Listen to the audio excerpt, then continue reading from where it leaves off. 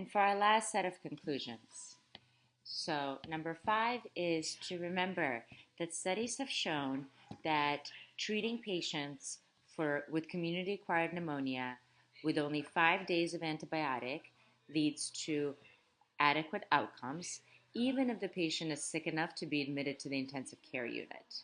So, longer duration of therapy, if the patient is responding appropriately, is not necessary. So, remember 5 days of treatment. Point number 6 is when a patient doesn't improve as you have suspected that they should, reconsider the diagnosis of pulmonary tuberculosis, as it is the second most common cause of community-acquired pneumonia and TB endemic regions. And especially think about this in a patient with HIV. Point number 7.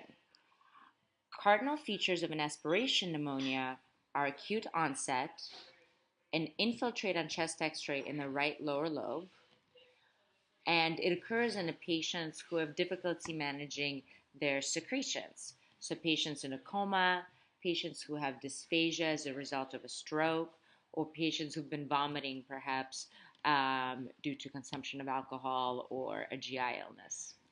And aspiration pneumonia should be treated with either augmentin or IV ciprofloxacin or clindamycin.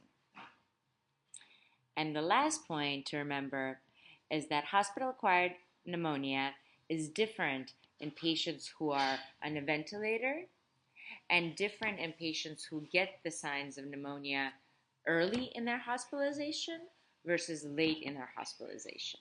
And the reason it's important to remember this is because the treatments for the 3 types of pneumonia are different. For patients who are breathing spontaneously and they have a pneumonia they acquired in the hospital within 4 days of admission, these patients usually respond very well to ceftriaxone, but you prolong the treatment to 7 days as opposed to the standard 5-day course for patients with community-acquired pneumonia. If patients have a late onset of pneumonia, so they've been in the hospital for a week and then they get pneumonia, you suspect that Pseudomonas might be an active organism, and you want to use anti-pseudomonal penicillins or quinolone, and you should also consider adding an aminoglycoside. The same sort of principles apply to patients in the ICU, where you want to give them an anti-pseudomonal penicillin, consider adding an aminoglycoside, and possibly even consider adding something like vancomycin to cover for methicillin-resistant Staph aureus.